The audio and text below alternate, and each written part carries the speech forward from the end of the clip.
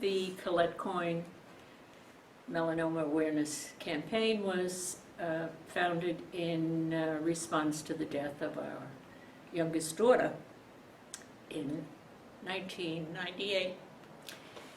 And even though it's 18 years ago, it's, as anyone who's lost someone, it's not something you get over. Anyhow, she was diagnosed at 29, and a few months later, she was told she was terminal, and she died shortly after that. And I couldn't believe that a disease that could take the life of a young woman so quickly, nobody was talking about it on Long Island. In fact, you didn't hear much about it anywhere.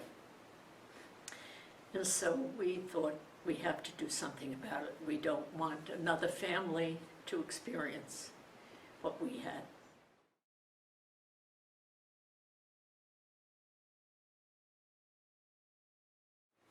Hi, I'm Paul Stack. I live in the neighborhood for 23 years. I grew up a couple towns over, Wilson Park. And, you know, being as a young person, I worked at the Wilson Park pool. I was the ice cream man to a pool boy to running the whole pool to get the pool ready for the season. So as a college person, I used to be prep and I had to paint that pool. It's an Olympic-sized pool every year. And as a young person, like, oh, I'm getting my prime for the summer, for the beach or the pool.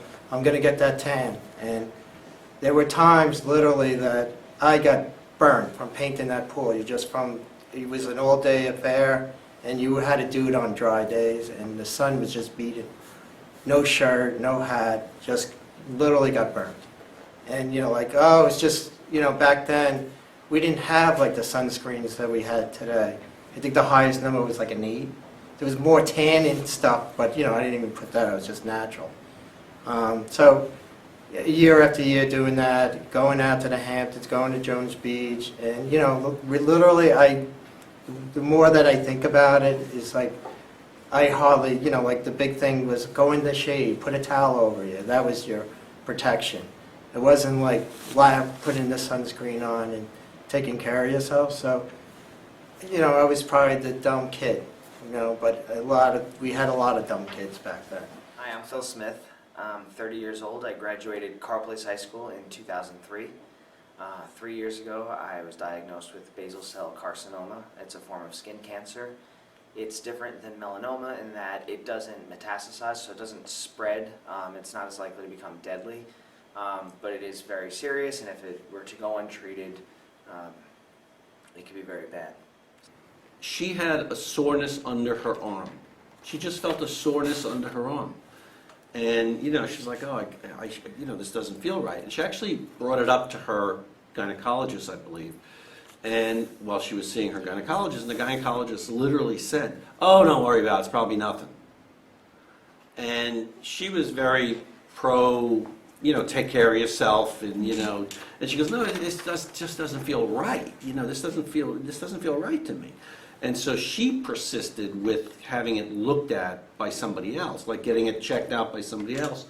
And they scheduled her for what did they do? Actually, she insisted that the GYN send her for a sonogram. Because Okay. I remember her saying to me, "Mom, I think she thinks I'm a hypochondriac, Yeah, but I know something's wrong." yeah. Which is an important lesson in and of itself, is to always listen to your own body, regardless of what professionals will tell you, because professionals make mistakes. The point is, she insisted on Yeah. pursuing it, which she did, and then they saw something, and they did a biopsy, and they said it was either, that we had to wait, and they said it's going to be either, what did they say, it was like, pick your cancer, like it'll be this, or it'll be that, or it'll be something else, and, none of them were good. And then they told us it was melanoma. So, when you talk about how is somebody impacted by melanoma, obviously, you've heard my mother and watched my mother cry just thinking and talking about it 18 years later. So aside from myself, I have to be with my parents and brothers and sisters for the rest of their lives, supporting them in their grief, as well as my own. So it really does have a huge impact on an individual and a family member. So if anybody watching this think about losing a best friend, that's really what it's like for me as a sibling. I always thought I was going to be doing all these things with my sister.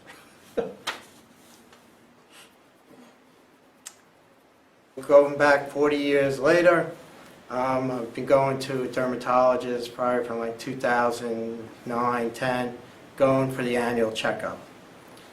So I'm going through the routine. They removed a basal cell from my chest, a couple of squirmish. So I already was the pre-cancer person. I was at the dermatologist 6 times that year. I pointed to my toe, right on the top of my toe. There was a mark, and it looked weird. It didn't look right. So I went to the dermatologist. He pointed out. He looked at it, no answer. So I assumed it was fine. So, all right. So the whole year goes by. I go for the next year for my annual checkup. So it was another doctor. I just said, same practice, different doctor, same thing. I go, the toe. Before we even did anything, I look, can you please look at the toe? She looked at it and no reaction, no nothing. I go, I really want a biopsy. Can we do a biopsy? I did the biopsy. 2 weeks later, they called me and said it was melanoma.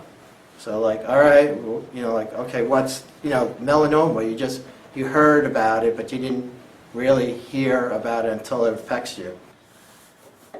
So the basal cell carcinoma that I had was on my face right here, and it looked like just a pimple. I picked at it. I did what a lot of normal people might do. It scabbed up. It never healed. I didn't have health insurance at the time, so I was very, concerned about going to the dermatologist and having to spend hundreds of dollars out of my pocket just for them to tell me it was a pimple. When I finally went, it was because it had stayed scabby and red for several months, and at that point I knew it wasn't a normal scab. I finally went to the dermatologist, and the dermatologist knew right away, looking at it, that it didn't look too good, and that it was probably a basal cell. They cut it off. They did a biopsy, and it turned out it was skin cancer.